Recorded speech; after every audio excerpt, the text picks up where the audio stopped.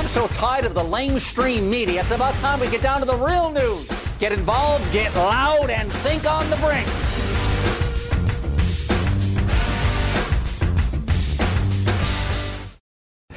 Well, we're coming to you from the Republican National Convention in Tampa, Florida, and what an event it is.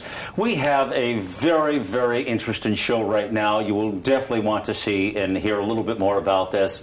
You know, there are always those moments where you catch something and it piques your curiosity and you kind of say, what is that now?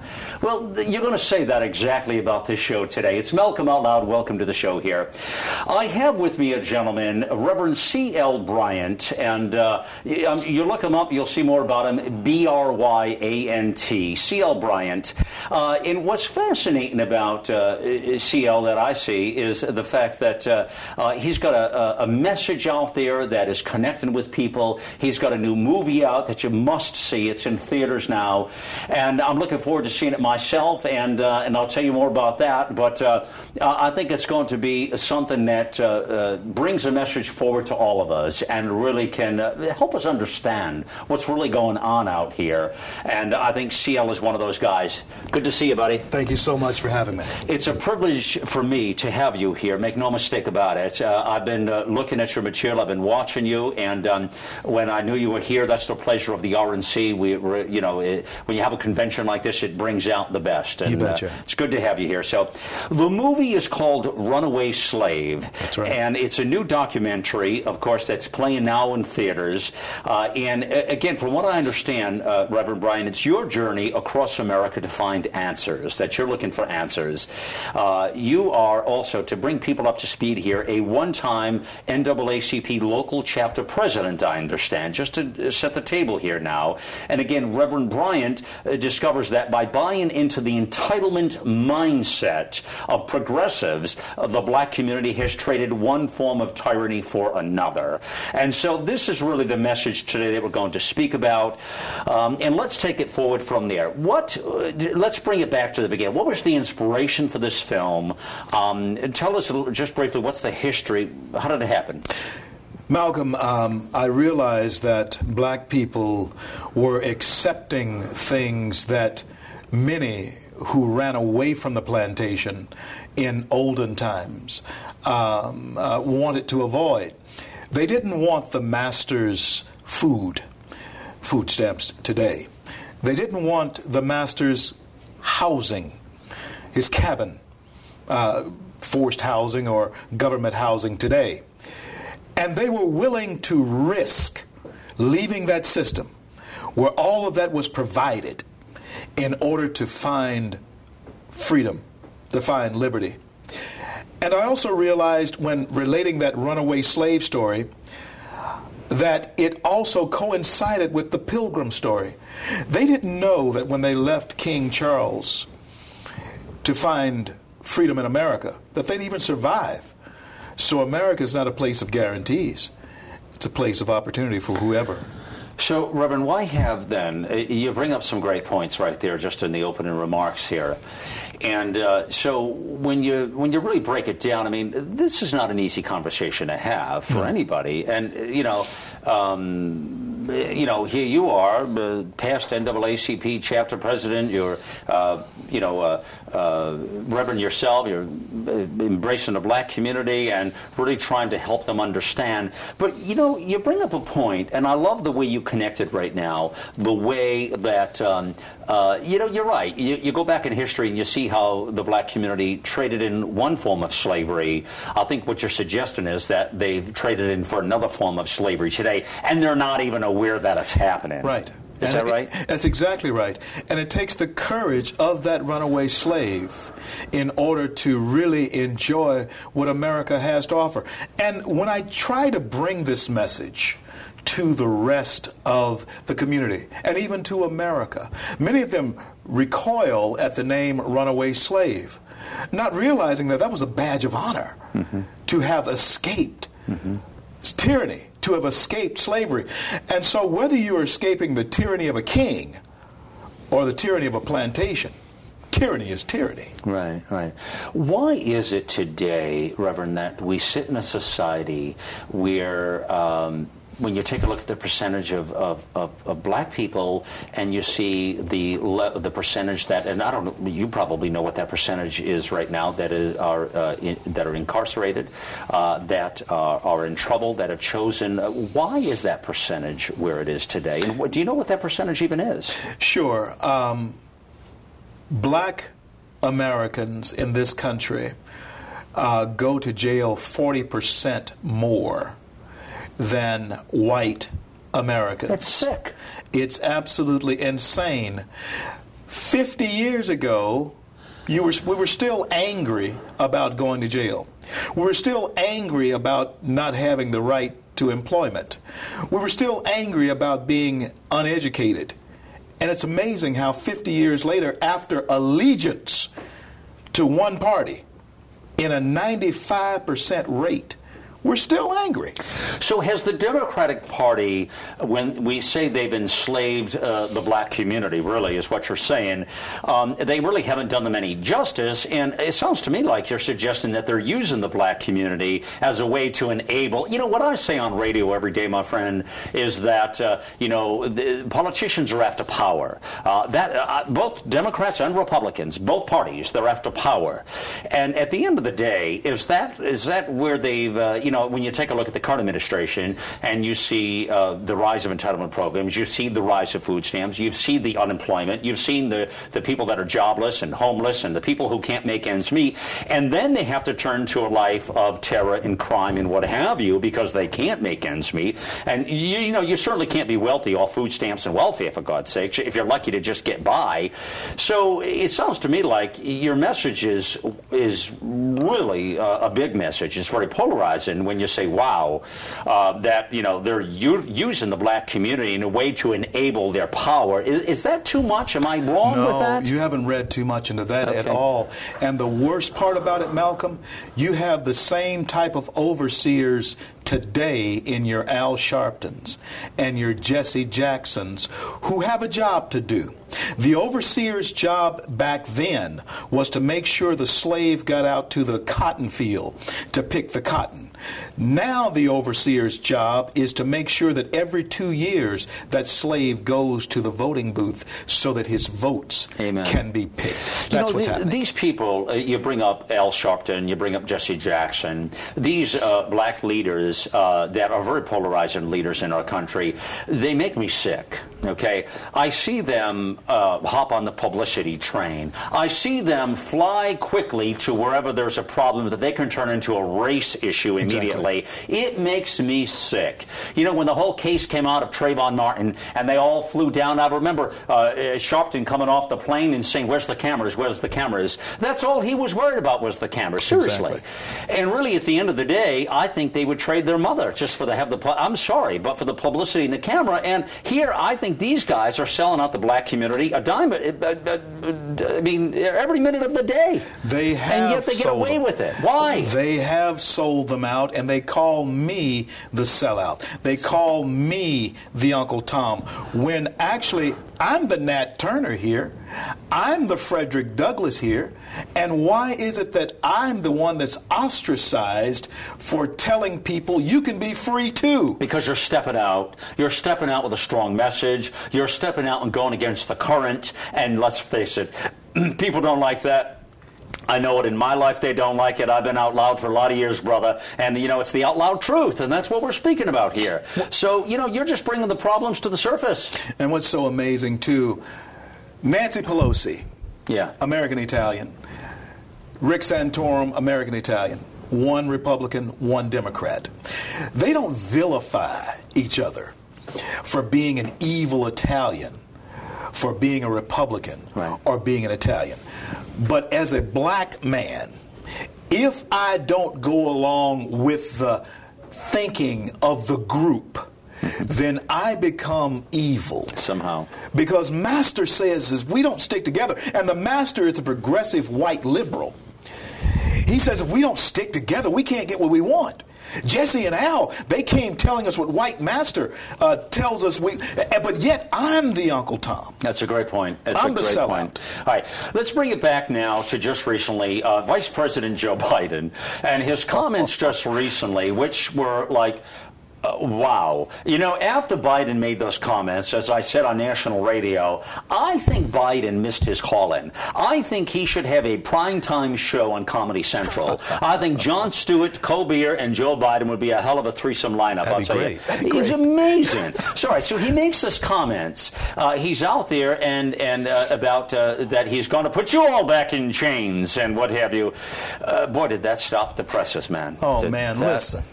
When a Northeasterner uses the inflection of y'all Right. back in chains, Right. the posture that he took, it was pandering at its worst. And there were actually black folks who came out and defended him. Yeah. But I had to give, and Charlie Rangel and I agree on very little, but he did say just how stupid it was for the Vice President of the United States. Even he said that. Even he said amazing. that. It's amazing. Yeah.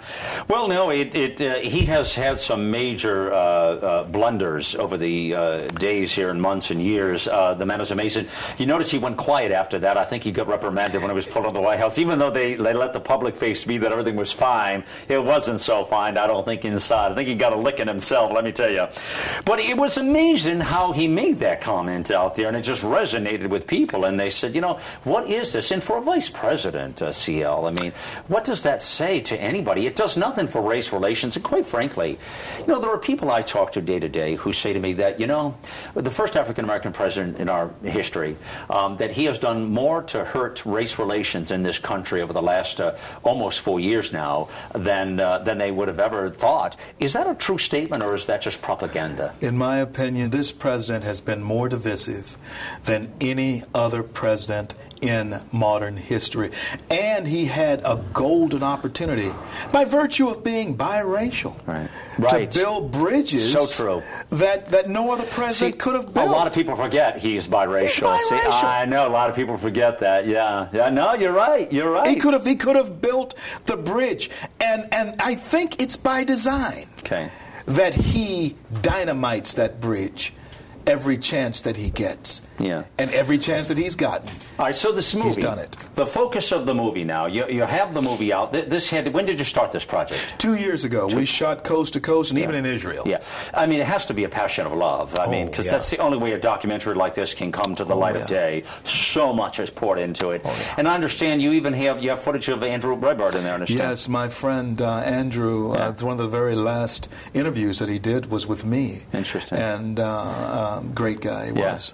Yeah. Well, you know, strong message out there. You either loved him or hated him. He was one of those people again that I loved him. Brought out the best and worst of everything. And Andrew was on the show not too far on our show just before this happened, I guess. So amazing. So what do you want to accomplish with the movie, CL? What do we want to do, and how do we? I mean, obviously we want people to watch it. We want them to connect with the film. Malcolm, this will be a vehicle for Americans, not just black Americans, to change the direction and understand race in a different way. I hope that happens, because I'll tell you what, since I was a little boy, CL, I swear to you, I've never understood, the God's honest truth is, I've never understood why race is the way it is today. You know, I grew up, again, with in a family of 7. And, you know, I have to be honest with you, you know, when we look at the generation before us, which is my father, my grandfather, what have you, I could sense that racism there. For whatever reason, I never understood it. In fact, growing up, my best friends were two young African American kids that used to, and I have these were my best friends, you know. And since then, I mean, I never understood why people don't see the person and have to look at whether you're Asian or Hispanic or African American or, like me, Platonian or whatever it is, wherever you're from, brother, you know. So I mean, why do we have to look at that as, you know? Hey, listen, you know what I think is really cool, and the message I have for everybody out here is that that's what makes our country, our world terrific, and our country unbelievable. Absolutely. Is the fact, imagine how boring it would be if we all were white, Asian, black. I mean, there's a lot, but, you know, let's embrace culture. Yeah. Let's embrace it and appreciate where people come from. That's, to me, the best stuff, you know? But, you know, Malcolm, my grandfather said these words to me that I believe have made me what I am today. I was very Afrocentric back in the early 70s. Huge Afro and all this type of stuff. I'd like to see you in that Afro today. Man. When you see, there's pictures in the film. The Mod Squad. Oh, man, it was huge. He said to me, though, and I could tell that he was upset, he said, I didn't go through what I went through so that you could be black. I went through all that I went through so that you could be free. Free to do the things that I never got a chance to do. Amen. Talk to the people that I couldn't talk to, and go places that I would never see. And I tell you what, I still get kind of choked up every time I think about it, and so forth. But if you wrote his name on that wall behind us, he would not have been able to read it. But those were the wisest words. Yeah. And he knew it. And he knew it. I mean, that's the powerful thing about it is, it's amazing. You were quoted as saying, there are those among us who would enslave us. The reach and the scope of big government in the new plantation, and if we are not careful, we will fall under the spell of government handouts. Yes. What does this mean, and what is the danger of accepting government support for people that are listening? 47% of American families are now receiving some type of government assistance. History has shown us that when that percentile reaches 51%, the system collapses. And America as we know it, when they rebuild that system across the country historically, across the world historically, it has always been rebuilt in a socialist image. And so we're right there at that tipping point. And I do believe that this president, his administration, and the people that he's putting in place know for a fact that that's exactly where they want to bring this country to. So the size, the scope, and the reach of government can turn into, if we're not careful, the new plantation. This administration right now, the Obama administration, is continually, we continue to refer to it as class warfare. That seems to be his campaign strategy. Actually, it's been a strategy right along. It's not a new strategy. He's very good at talking to various groups, you understand?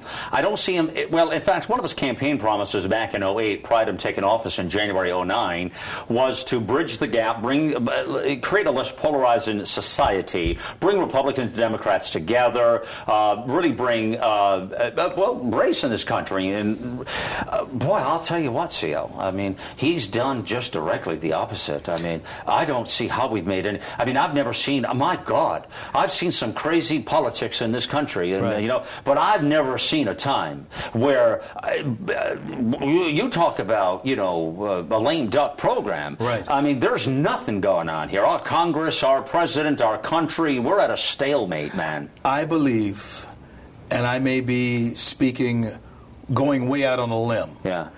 I believe this president is going to go down hard. Yeah.